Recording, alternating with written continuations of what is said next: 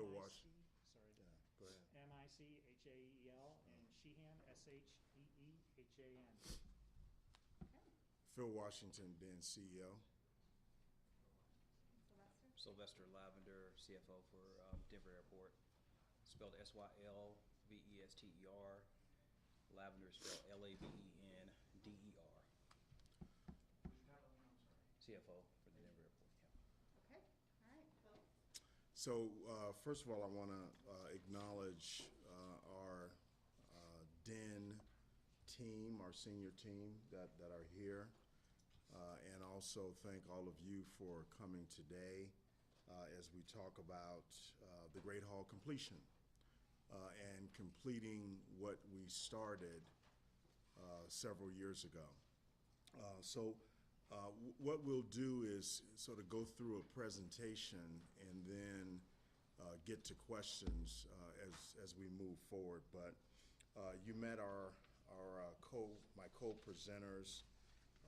I'll just say that our team represents an extensive and many years of experience in operations, in finance, in construction, in concessions. And so I think we'll be able to answer all of your questions as we move forward. Make sure. How do we advance the slides? Do enter. Oh, enter. Is that not working? Oh, there we go. Okay, okay, okay. And let me go to that. So yesterday we went to the City Council to amend the existing contracts that you see on the screen here. And the completion phase really consists of scope, schedule, budget. We have a budget breakdown. We have financial metrics that we'll go through, and the impact to small businesses and the workforce and community impact. What we asked for, and I'm happy to say that the BIS committee approved it yesterday, was to amend the various contracts, and that happened yesterday. We'll go over those with you as well. I'm going to ask Michael to talk a little bit about the completion phase itself and why it's needed. So as many are aware, when DEN first opened, we were at about 25 million annual passengers, and the terminal was designed for 50.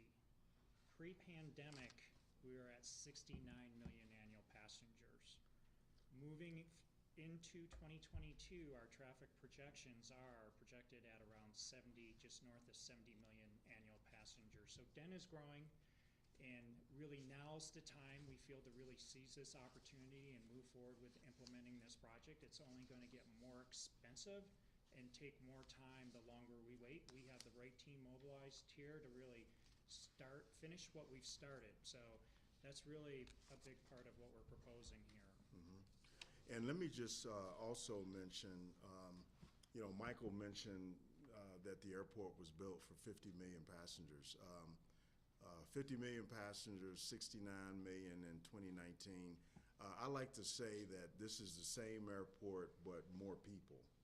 And that is true for DEN, and it's true for many airports around the country as you see construction going on at many of, if not all of, the large hub airports around the country.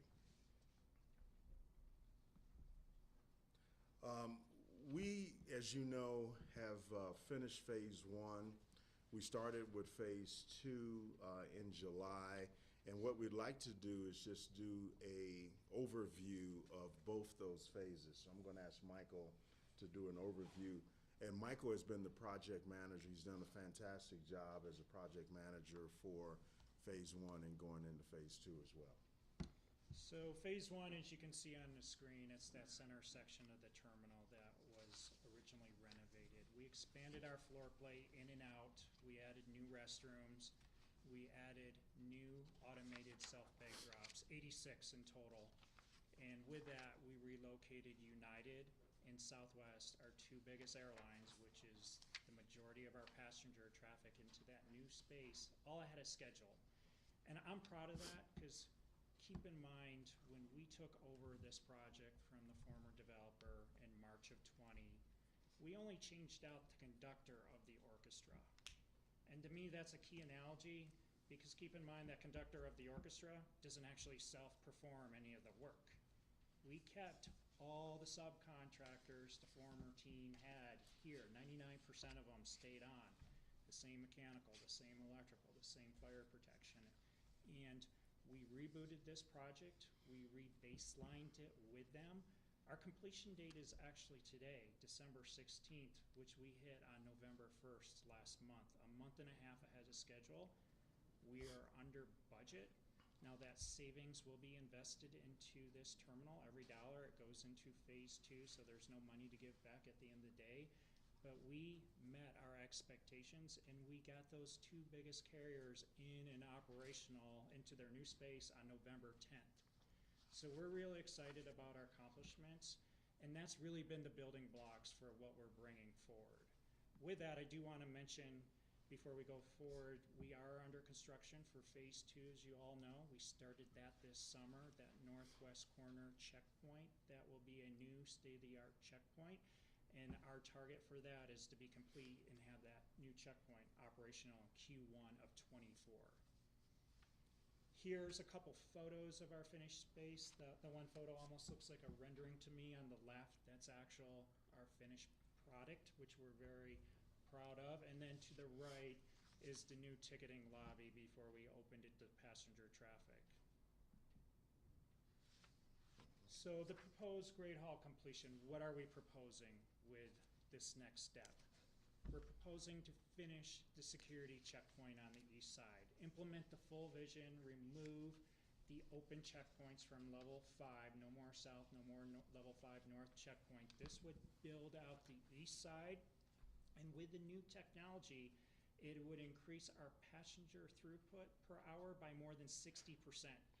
That's a conservative number. We see that actually potential to go up even higher with what some of our peer airports across the country are doing with that technology, and we're going to work with them closely to make sure as we're building this new fully automated checkpoint that we're implementing the latest and the greatest. It also proposes we build out what we call Mod 3, or the south end of the terminal, actually where we're sitting today within this room. So that the intent there, and we heard this very loud from all of our carriers, all of our airlines here, that all level 6 airlines will have the same check-in experience. They will all, at the end of the day, have self-automated bag drops and the ticketing pods. So you have the equality throughout for all airlines. We're also proposing to refresh our baggage claim. It is 26 years old. It's showing its wear and tear, so we would replace the flooring, the ceiling grid, the lighting. We would also do a curbside refresh on the exterior levels 4, 5, and 6. So again, 26 years old. We're showing some wear and tear, and it's time to go in and refresh those areas. We would also, as part of that scope, create a new meter greeter space on level 5 at the north end of the terminal for the international arrivals, and at the south end of the terminal for everybody taking the A line out to Den. So it would be very welcoming, and that's something we're very excited about. And also, we would build the Center of Excellence in Equity and Aviation that Phil's going to talk about more here in coming slides, and that would actually be over in our Hotel Transit Center.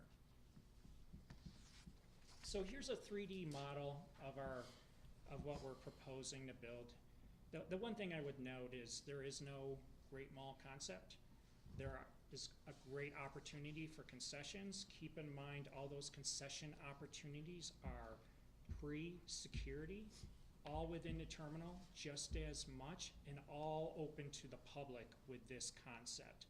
With the new concept, when you go through security, once fully built out, you go directly down to the train platform, or you would have the ability to walk across the A bridge, which would be sterile at that point. And the key is, with what we've really been doing with our new team members the last 2 years, is we spent a lot of time how do we construct this with maintaining the operation of this airport? The previous plan would have had severe impacts to the day-to-day operations of this airport. With this plan that we've developed, we can keep the train going. This does not impact it. We can keep our south security open until we have our new checkpoint fully built out on level 6. So it's all about minimizing that disruption to the operation and maintaining that passenger experience. Temporary ticketing, this is something we're really proud of that we've identified that's an elegant solution, we feel, and that to build out this south end of the terminal for the other carriers, so the other carriers, American, Delta, Alaska, British Air, and Spirit, and so forth, how do we create a vacant seat to construct this space? The previous vacant seat would have been where security's going in now. We deem security to be a high priority. And the reality is you couldn't build out this phase without severely impacting our existing south security. So how do we maintain that operation? What we identified was down on level 5 in the center section of our terminal, we can relocate those airlines in 4 quadrants surrounding where the arrivals come up from the train, and we can get 14 stations in there. And a big part of that is going through a series of workshops with our airline partners. They endorsed that solution and are excited about it. So we have them fully on board. They're willing to make the move. With the eventual outcome, they're on level 6, and they have the same check-in experience that the others have on level 6. So we're really excited about it. The one thing is our passenger traffic continues to grow. We've identified this works for a period of time, and we would eventually outgrow it as our passenger traffic continues to trend up towards 100 million annual passengers. So if we don't take advantage of this now, we're looking at solutions. Do we put them out in the parking garage, which obviously is, nobody wants that. Do we look at a separate facility? Obviously, solutions that would cost quite a bit more money and extend this schedule even further. So this is something we're excited about and the solution we've identified, and we feel now's the time to really implement it. So concessions, as you see here in these photos, Kabod and Caribou, they're part of phase 1. The way the concessions works, we build out the space, but they come in and they finish it out to brand it per their business. So Kabod is actually not, both Kabod and Caribou are basically nearly complete, and they'll be opening any day now. Both of them on level 6, Caribou being over on the east, Kabod over here on the west side, and they'll be opening in the coming days. And with that, we're going to be able to accommodate all the previous concessions that were part of the original deal down on level 5. With that, we've identified 12 opportunities totaling 18,000 square feet. As we move forward with this design and refine it, we're going to look to grow that number if we can. Keep in mind, again, it's all pre-security. And down here on level 5, where south security is today, with that going away, that area is where we see a lot of opportunity for activation, being immediately adjacent to that Hotel Transit Center Plaza. And really, those business will thrive there. It's just a matter of we need to finish what we need to do to realize the vision. So that's a lot of scope that Mike went through. Within this completion phase scope of work is our Center of Excellence and Equity in Aviation. So we see this center, the first of its kind in this country, engaging, educating, empowering, motivating, and providing opportunities for people, young people in the region, specifically underrepresented students, young people of color who want to get into the aviation space. I think we all know that there is a worker shortage in the aviation space. There's a shortage of pilots, there's a shortage of technical folks that work on aircraft. This center would be the focal point for aviation knowledge and management, capturing new knowledge and practices around the world.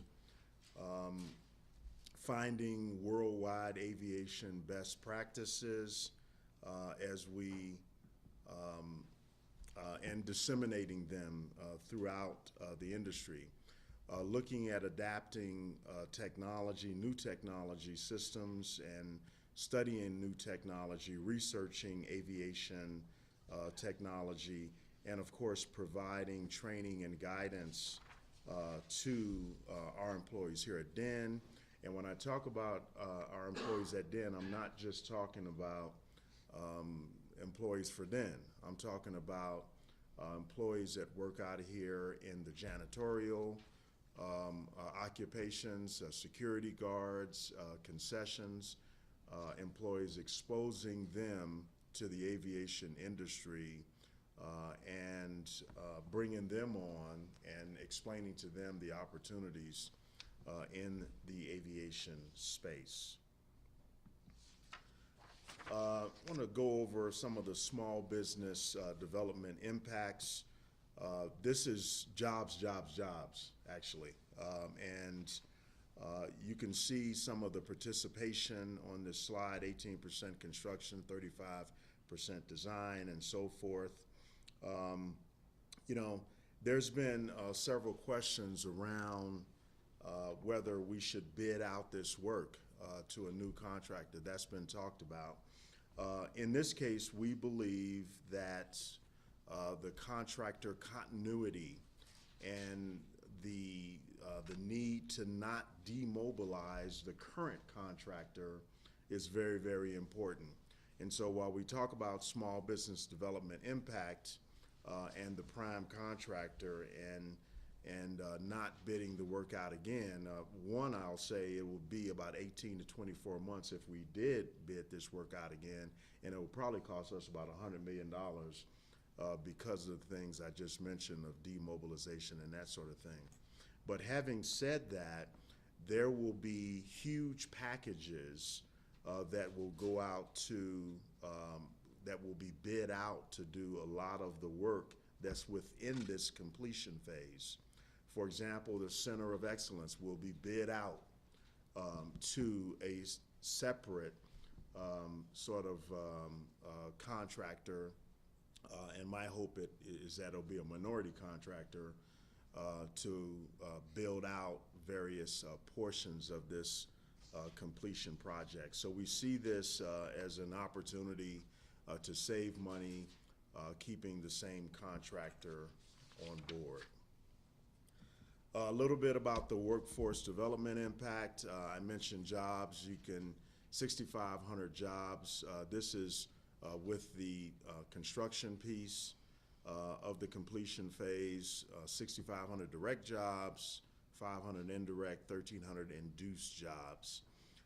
Lots of apprenticeship hours, and then I mentioned the Center of Excellence providing aviation industry career pathways. And what we talk about with the career pathways is very important, that will be housed in the Center of Excellence. And so what we're talking about are career paths in the aviation space from cradle to executive leadership, and providing that career pathway for people so they can see the path that they can take in the aviation space. Such a aviation career pathway has not been done in this country before. We would stand that up with the help of other airports with multi-agency exchange programs and that sort of thing as well. I'm going to ask Michael to talk about the completion timeline. So timeline, if approved by City Council, we would start next year our design progress. We would look to break ground on our new Center of Excellence in Equity and Aviation over the Hotel Transit Center later next year in late '22. And keep in mind, our new West Security Checkpoint, which is phase 2 of the current team, goes until Q1. Actually, our contractual date is April 24. So that team's here mowed through 24. East side, we would actually look to bring online in 26. And then the south end, the Mod 3, the south end for the other carriers, we'd wrap up in summer of 28. So keep in mind, components of this would be coming online along the way as we move forward. And then there's always the ability, we could go quicker with this project. From my standpoint, I feel this is somewhat of a conservative timeline, and that's based on our passenger traffic. We're trying to maintain that passenger experience and our operation along the way. So what I mean by that is, could we bring the east side security on sooner? Sure, but what that means is more impacts to our existing level 5 north checkpoint with more existing lanes offline, which means longer wait times, longer lines. We're trying to do everything to avoid that. Hence, this timeline is maintaining that passenger experience in the operation of this airport, which is priority 1 for us. Here's some renderings. Here's a rendering standing at the south end of the new security checkpoint, looking to the north. To the left side, you can see that's actually what's under construction today. To the right would be the east side. With this new security checkpoint build out, with the full build out, we actually add 4 new elevators that go from level 6 down to the train platform, and it's actually located in back of house space, not areas on the train platform occupied by passengers today, to minimize that disruption and to maintain the operation of the train and avoid any shutdowns. You can also see, it's a little hard to see, we're putting in what we call a mid-bridge connector that connects its 2 security checkpoints. And really the intent with this full build out is we will provide sufficient opportunities for conveyances to get down to that train, or what I would say opportunities, so that there's more than one way to get down to that train platform. We do not want a bottleneck with this full build out of all passengers flowing down to that train. So there's opportunities throughout with the full build out to ensure that's not the case. Here's a view standing in the center of the terminal of what's actually finished today, looking to the north, and I'll point out down to the lower right where you can see passengers coming up from the train. And just in front of that is what will ultimately be a concession space, which would be actually one of the interim ticketing spaces. So we see that again as being a great opportunity. We have the other airlines, all of our airlines who are not accommodated within phase 1 on board with this interim location. So we're excited about this. And here's a photo, a rendering standing at the very south end of the terminal looking north. I would point out when you look to the left, you can see down there on level 5, that's where south security is today. Obviously, there is no more south security once we realize this vision. And you can see the opportunities down there for the concessions and the activation at the south end of the terminal is something we're very excited about. So budget breakdown by major element, why so much? Our estimates are based on what we paid within phase 1. Much of what we're doing in this future phases is very repetitive in what we did within phase 1. Now, in addition to that, keep in mind, we are actually replacing our elevators and escalators that are touched by this project, and we're redesigning those portions of this project to maintain that operation again. I can't stress that enough. We are really redoing the passenger flow, which is driven by the locations of those conveyance units, to maintain the operation of this airport. Keep in mind, again, over 60 million of the 496 is for new security equipment. Our phase 2 currently does not budget for that. So as we're under construction today for phase 2, that's the importance of the savings from phase 1, and as we intend to realize that through phase 2, we necessarily did not budget for that security in what we're building today. We messaged when we brought that through council a year ago, we would relocate one of the existing checkpoints if the intent was to finish what we're doing and stop. With this phase, we buy all new state-of-the-art equipment and we implement it. $604 million for what we're calling the south end of the terminal for the other carriers, and $40 million of that is for the interim build-out down on level 5. Again, that is based on what we've learned through phase 1, based on our pricing. It's also got escalation in there because, again, as you see, that timeline goes over years. We're accounting for that. and with the proper amount of contingency based on the risk profile that we've established for this project. And then lastly, 200 million for the Center of Excellence, our terminal modernization, which is our baggage claim refresh, our curbside refresh, and then we do have some owner's reserve in there. And I would note 40 million of that accounts for our Center of Excellence in Equity and Aviation. There's been some discussion about DEN's financial metrics, where our debt service coverage is, whether we can afford what we are proposing. So I'm going to ask our Chief Financial Officer to go over a couple of slides on financial metrics. Yeah, let me start by saying, just reminding everyone that we are not a taxpayer-funded entity. We're funded primarily through airline revenue, concession revenues, grants from TSA and FAA, and bonds. So when we do this type of project, we do not depend on the taxpayer to fund it. As Phil mentioned earlier, one of the major questions we had internally in finance is, can we still do this project while maintaining the current infrastructure program and capital maintenance program while satisfying our investors with sustained metrics? And we say, yes, we can do that. If you look at the current slide that's behind us, we plan to manage over the next 5 years, starting in 2023 through 2027, a 5-year, $2 billion capital, a CIP program, capital improvement program. What does this do to our metrics? So we're projecting out, or forecasting out, that our metrics will be 146. Currently, we're above 1.6. And by 2030, it'll be 143, but it goes back up to above 1.5 by 2035, and that is by the end of our contract with Southwest and United. According to Fitch rating agencies, the debt service across the country, the average debt service is 1.4, and is projected to decline to 1.3 by 2031. Okay. Here's a likely future CIP buildup. As you can see, we talked about earlier that we're going to plan to manage a 5-year CIP program. We traditionally do a $200 million per year for our major maintenance and infrastructure programs. So that's $1 billion.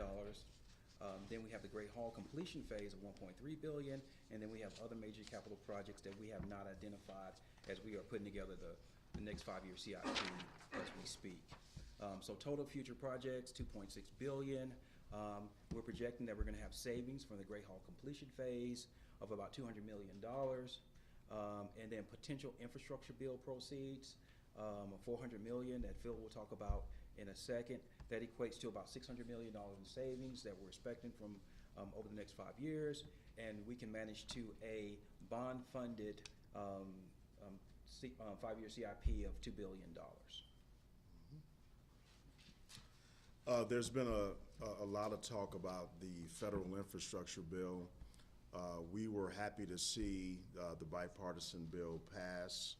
A couple of months ago, the president signed that bill on November 13th, and $1 trillion for infrastructure.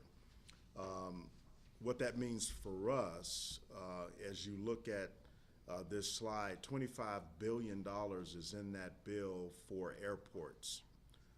And the breakdown is what you see on the slide to the right. So 15 billion of the 25 is based on formula funding. Formula funding for airports means cost per plane emplanement.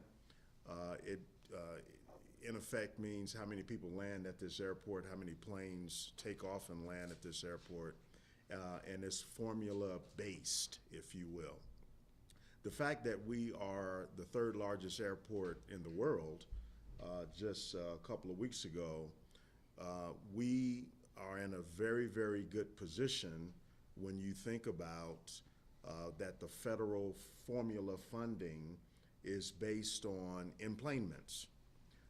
And so that $15 billion is based on that formula funding. So we anticipate between $350 and $400 million based on that formula. The other $5 million, or the $5 billion that's reflected in the middle of this slide, are discretionary grants, meaning you apply for these discretionary grants, and they are just what it's meant to be, discretionary. The great thing about this is, in that $5 billion tranche of money, if you will, airport terminals are called out specifically. And right now, I think we are in probably the best position in the country to pursue those discretionary dollars for terminals. And the reason for that is we are further along with our terminal project than most airports around the country. We have completed phase 1 under budget, on schedule. We are into phase 2. That will be on time and on budget. And we are here for the completion phase. So we are, I'll use the overused term that this terminal is shovel ready, more so than any other terminal in America. So we think that we will do very well in that discretionary grant section. And then the last $5 billion is for FAA. These are for towers. These are specifically FAA. So the upshot of this is this is a great time. This is an opportune time as it relates to infrastructure funding. For us to be at this place in time to pursue monies from the federal government for the completion of this airport terminal.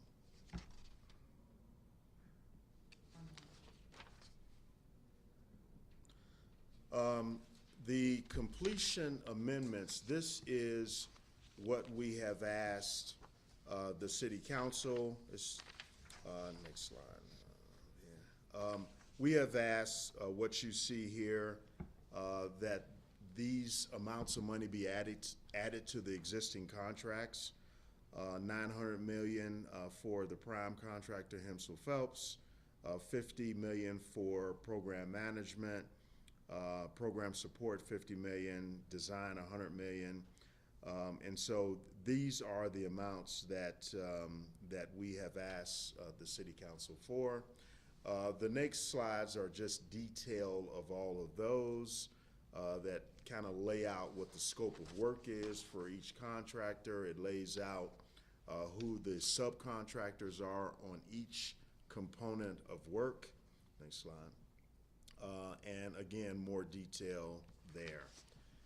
So we will stop there and just say that we feel like this is the best time to finish what we started. This terminal and this airport is 26 years old right now, is showing signs of age. A new terminal sets us up, if you will, for the next 20 or 30 years.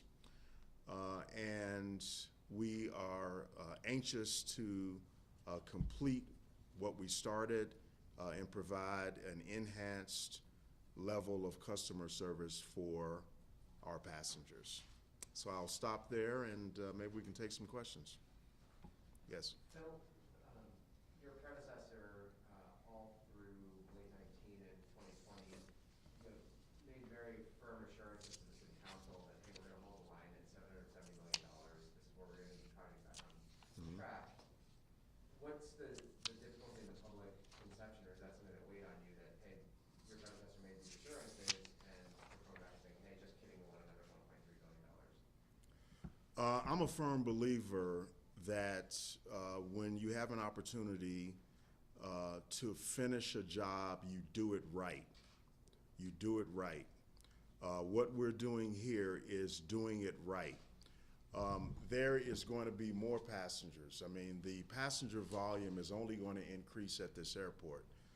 And pre-pandemic, as I mentioned, we were at 69 million passengers. We have recovered faster than any hub in America. In our budget for next year, we are forecasting 72.8 million passengers. And that's actually a conservative forecast because many of the airlines are forecasting more than that. So I'm a firm believer that you do it right the first time. Prices and costs will only go up. And so I've been around a lot of projects where folks do it halfway and all of that. No, we need to do it right for the benefit of our region with the full belief that passenger volumes will increase and we'll have to go back and do it again if we don't do it now. Can you break down the exact, so 770 million, phase one, under budget by 200 million, all that's gonna get rolled into phase two. Can you Yeah. tell readers exactly what phase one and phase two are gonna cost, estimated, I know? Is it Right. gonna be that 77 million, or is phase two gonna go above that? Phase one and phase two is 770 million. Okay, We're going to stay within that. okay. Yes. Can you talk a little bit more about why putting this off a few months would demobilize the current contract? I didn't hear you. Can you repeat that? Yeah, can you just talk, you said that waiting a little bit could demobilize the current contractor. Yeah. Why? How? This goes to why we're not bidding the work out. Yeah. Is that where you're going? Yeah. We are not bidding the work out again because the current contract, if you bid it out, the current contractor, if it's a different contractor for the completion phase, we would need to demobilize the current contractor, right? To bring in the new contractor. We would lose sort of redundancy, we would lose continuity with the current contractor, and that is along with their subs as well. And so we just think that if you rebid this, you're talking at least 18 months, at least. You know, the solicitation needs to be on the street for maybe 6-8 months. There's an evaluation period. There's a ramp up. Not only do you demobilize the current contractor, but you got to mobilize the new contractor. So that, to me, that is a waste of valuable funding to do that, and we are recommending against that. Can we just step back? I wanted to clarify the statement over here. Phase one's not 200 million under budget. It's 25. 30 million under budget. And to Phil's point, we're going to deliver phase 1 and 2 regardless. Even if the completion phase is approved, we're going to deliver it to 770, and we're going to continue to update that dashboard and track it accordingly. Sorry, I misstated that. That's No all right. problem. Just want to make sure we're accurate. Thank you. Yeah. I want to follow up on the bid question. I see a lot of very round numbers in this, numbers that end in zero, Yeah. millions and millions of dollars. Going forward without a bid process on a very large project like this, how can you be confident you're going to get the best price for these things? Yeah, yeah. And the projections right there, the estimates right now are very round numbers. Yeah, well, it's a great question. I'll start with that. Michael can chime in. As he said earlier, we based the internal cost estimate, or the ICE, on the work that was done in phase 1 and phase 2. That is the best indicator, of this. So we're pretty confident that we're right there, in terms of what we need to do. We feel pretty good about that. Michael, you want to add to that? Yeah, no, John, we did build in market escalation, the appropriate amount of contingency, and keep in mind in what we did with phase 1, the new prime assumed the existing subcontractors. Phase 2, we bid it out. And as Phil alluded to earlier, there's going to be numerous You bid packages. out among the subcontractors. Yes. Yeah. Yeah, and through that, we actually saw better numbers. We saw less impact to our operation, keeping people honest and having a good competition, and at the same time creating numerous bid packages so everybody in this community gets their opportunity to bite at the apple.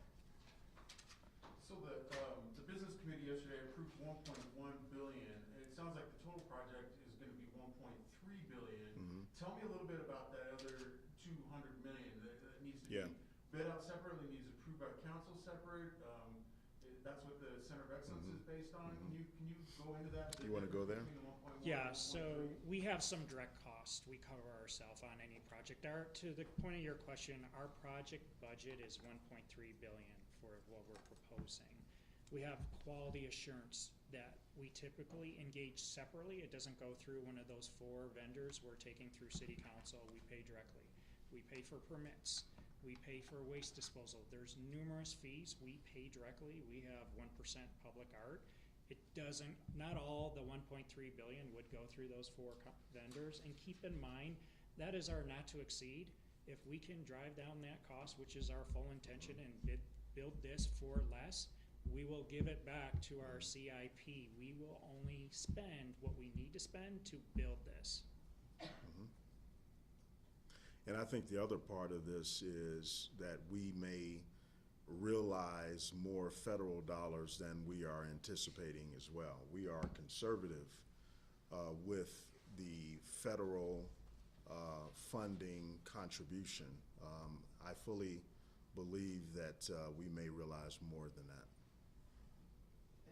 As that happens, you know, if you get that 350 to 400 million that's based on formula, if you are successful in some of those competitive grants, would all of that money go towards this project, or would some of that go towards other CIP projects? You know, we'll look at it. We'll take a look at it. We have a process to determine what other capital improvement projects that we do based on a number of evaluation factors, safety, regulatory, sustainability, things like that. So we have that process where we can evaluate and score projects based on the absolute need. But our goal is to manage to a $2 billion CIP. Mm-hmm. So, that's right. Can I ask about the 300 million in the CIP that could go to long-term future projects? I know you haven't earmarked specifically what's that for, but what could it entail? When Southwest was here, I spoke to them and they mentioned projects like the baggage handling system, the train system needing to hold a larger capacity for all these travelers. Don't know what that costs. Sounds expensive. So what could that 300 million be? Well, let me start off with that, then I'll ask Sylvester. You know, I can't think of any infrastructure organizations in this country that have enough money to do everything they need to do. So you're always going to be oversubscribed when you talk about projects and keeping things in a state of good repair. And so we do have a list of projects that we are reviewing. The trick always is to determine what you need to do first, right? Because you're going to be oversubscribed. And so we have that process to determine what that is. Yes, baggage system. We've got a request for information out from the private sector to bring us ideas on redundancy for the train. We're going to look at that. Those proposals or those RFIs, if you will be in on January the 11th. We'll look at that. There's always state of good repair and asset management, right? We've got over 300 conveyances at this airport, escalators, elevators, all kinds of things. So we look at this and work with our operations folks and our maintenance folks on a daily basis almost to determine what the need is and how we need to sequence those projects. So there is no shortage of projects to do at an airport that has 70 million annual passengers. So there'll be a lot, but we think we will be able to manage to this $2 billion. So one reader question I've gotten recently that I thought was a good one, just because I don't know, so I'm curious what the plans are around this. Not going down to the train, but exiting the train. I know from my experience, like the pairs of escalators that you take up from the train get very crowded because everybody's getting off at once. Is that going to be a choke point in the future? Is that a choke point now? Are there plans to deal with that? Well, we have to look at that. I mean, it could be with the increased number of passengers, but we're always looking at ways we can mitigate that. We're going to have to think hard about that because all of us have been on that train and everybody heads to that escalator. I like to wait until everybody gets on myself, but we need to look at that. It's not like that, it's not on the radar for a project currently, but it might be on the horizon. You know, it's not on the list now that I can think. I don't know, Sylvester, but you know, as passenger volumes increase, we've got to think about that. We have new projects that come on our list every year, you know, that we have not thought about. So this is another one. Can I ask about the Center of Excellence? Mhm. Sounds really cool. How do you get the most value of it? And what I mean is, how do you keep it from being just like a cool place to take kids on field trips Mhm. to like a place that generates future workforce for the airport? Well, I think there's a couple of things. You know, one is, you know, I mentioned engaging and educating young people about the aviation industry. So there's an education component that I think is needed. The other big component is best practices in aviation. We want to house that here in the Rocky Mountain region for the entire country. And I could see airports wanting to be involved in that. I could see the Federal Aviation Administration wanting to be involved in that. It also will house what I described earlier, an aviation career path. And so education, training, all of that will be housed there as well. Innovation will be housed there. How do we bring in ideas unsolicited from the private sector? That will be housed there, ideas on aviation. We believe that in terms of technology, what we're going to see in the next 15, 20 years is incredible technological advances around reducing travel time on airplanes, where you can get from, you know, Denver to, you know, Europe in 5 hours. This is not out of the realm of possibility. We want to house that type of creative thinking at this Center of Excellence. And so we also want to house in a airport exchange program where people from other airports come here and learn from us, and we do the same. We go and we learn from other airports, and so we're working on that right now. So this will house a number of things around training.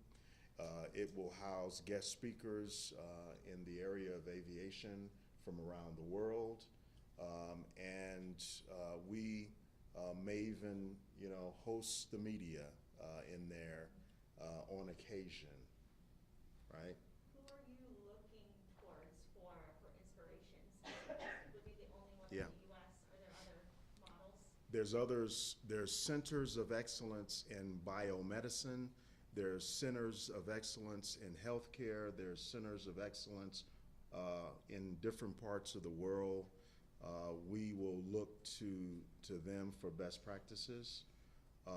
But in aviation, this will be the only one of its kind. But in terms of design, in terms of curriculum, and that sort of thing, we are not going to do this all in-house. We want best practices around that. So we're very excited about that. And the region should be very excited about it. So one criticism I can anticipate on Yeah. that is like, hey, well, how is this not a pet project from an airport that's flush with cash when it wants to be? Yeah. This is something that might stray from the core competency of running an airport. How do you respond to that? I think it's right in the scope of what we ought to be doing. We have worker shortages in the aviation industry. We have worker shortages here. We have pilot shortages. We have maintenance shortages. I can't go, you know, anywhere and just order up 10 maintenance folks that work on aircraft. We have to grow our own.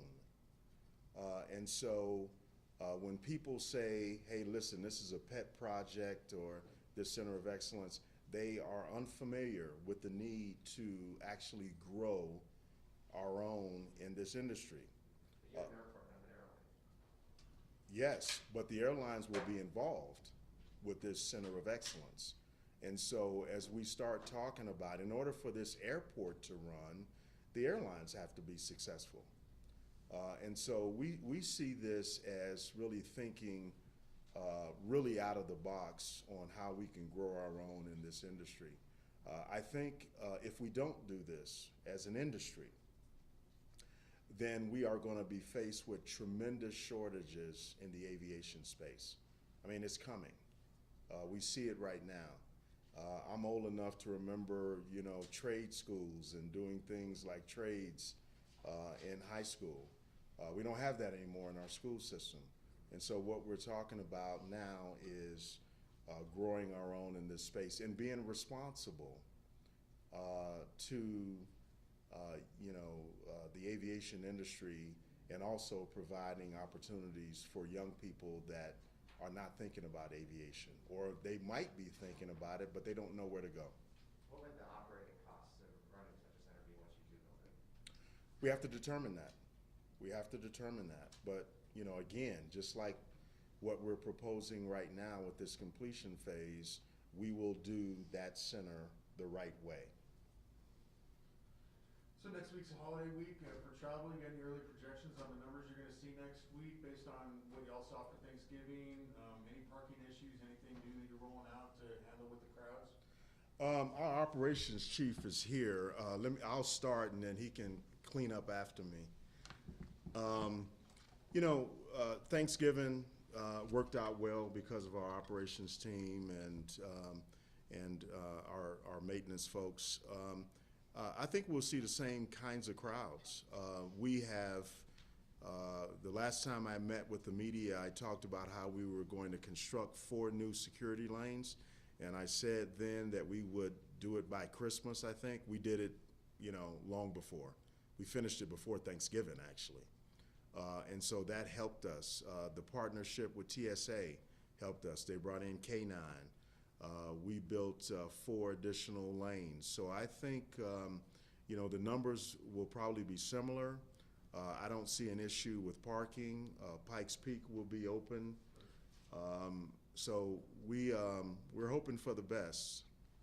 And I don't know if Steve, you want to add anything? No, I think you've hit all the key points, Phil. We expect to have a really strong Christmas holiday season. We had a very successful Thanksgiving holiday.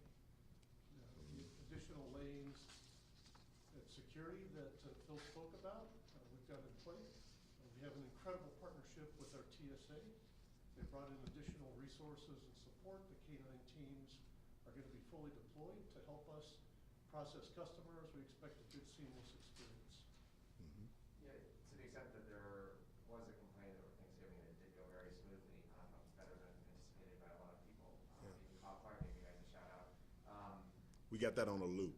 The one complaint I did see, both people coming to me as well as on social media, the people who, lower is them, they can afford to park in the garages, but garages did fill up, the one economy lot did fill up. So the people who aren't used to using the Albert lot, or not the Albert lot, the Pikes Peak lot, they were kind of flat-footed on that, and that was an inconvenience for them. They were actually willing to pay more money to park in the garage if that was not available. Yeah. Is that just kind of the reality of the situation right now, or are there plans to deal with that? Well, I mean, All the travelers. yeah, I'll start and I'll ask Steve to chime in. There's always ways to improve, and we're going to look for ways to improve. I saw those same comments.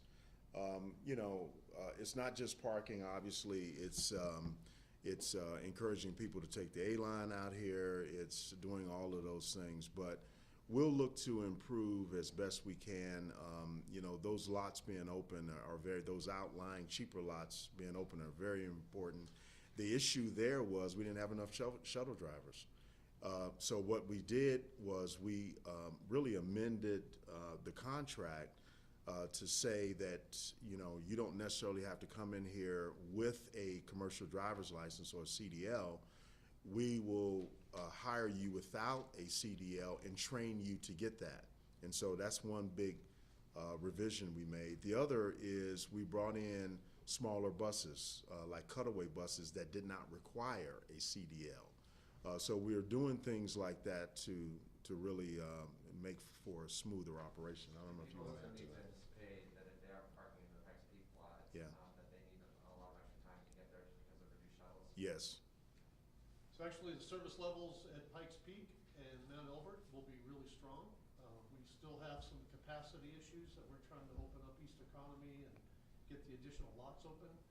Probably not until, I think, spring break of 2022 is gonna be the target to realize that. We need to bring in some additional shuttles, and we're working on that equipment as well as what Phil spoke about in terms of the CDL drivers that we need. Our CDL drivers are hugely important to our operation. They do an incredible job, and we have opportunities to bring some more folks on board. Should we tell people that are coming out to travel next week around Christmas that they need to, if they're parking in Pikes Peak, they need to give themselves 45 minutes to get to the terminal? I think timing is always important, and, traveling over the holiday period, it's always important to get out here early, making sure, but we expect to have enough capacity for parking. But is that the specific advisory still as it was a month ago? that Yeah. 45 minutes? Yeah. Yep. Absolutely. It's actually 30. 30. I did confirm that. Yeah. We are gonna be sending out a news release for the holiday traffic here on Monday, Okay, and it'll say 30. 30. Yeah. Thank you. All right, any other questions? Thank you so much. Oh, yeah, you have one? I always have more questions. Sure, sure. Michael, would you, on the timing and the staging of this completion phase, I think what I read into what you said earlier is, you said that security would be completed in 2026. And then would you wait until that point, because that's when the south area becomes vacated on the lower floor to do the ticketing and create the temporary spaces, or does that start to happen before 2026? Before, much of it would be overlapping. We would be building out those interim ticketing while we're building out that east security, so that as soon as we have the full security build out in place, we can hit the ground running with the south end build out. Does the south main checkpoint close once the first upstairs opens? No, because when we open up one west, we're gonna have to eventually close our north checkpoint to build out the east side, so that's where that south is critical as So that well. would end up replacing the north effectively, the south would. Correct. South will go away when we have the full level 6 build out in place. I think the one other thing I would add is what's happening at other airports around the world. When you look at LAX, they have a $14 billion program. When you look at the announcement for JFK by the governor of New York, $9.5 billion program. And you look at places like Newark, New Jersey, with a $2 or $3 billion program. Places like Seattle that just announced a terminal modernization. You've got all these different construction projects going on at airports because more people are flying. And we cannot afford, we being DEN, cannot afford to fall behind with what we're doing as you look at the revitalization and remodels of all the airports in this country. We must, we've got airlines that have decided to invest in the Rocky Mountain region. We've got, a United that has about 400 flights a day now. They want to go to 500 and to ultimately 700 a day. So we need to make sure that our airport is state-of-the-art, our terminal is state-of-the-art, as we build our gate expansions and all of those things to be able to accommodate not just the increased volume of passengers, but also to make sure our airlines want to be here. And I think that is very, very important. I think we've got to do this and finish the job. Phil, a big picture question for you, because you talked about the Airports Connect Green initiatives and things like that. Yeah. A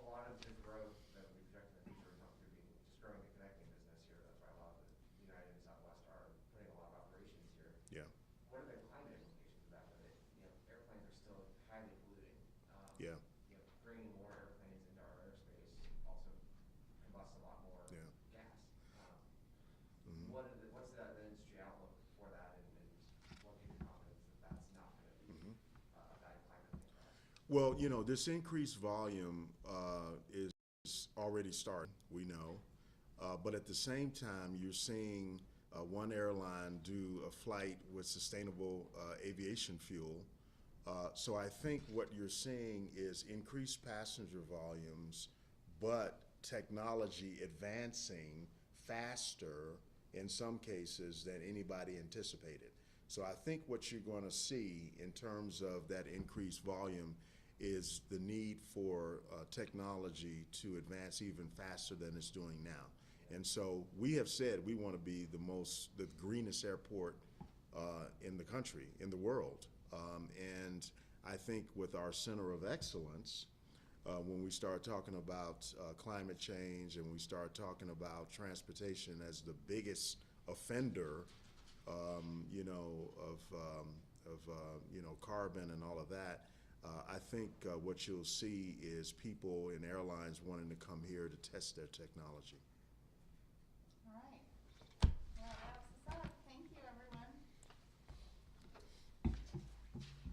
Thank Stacey, you. is that the same PowerPoint that was submitted to the council? Yeah. Okay, You so want me to? so we can get the renderings out back? Yeah, I can send you that. Okay, cool. They're on our website too. Awesome. Yep. Yeah. Thank you all for coming. Appreciate it. Happy holidays. Yeah. Happy holidays to you.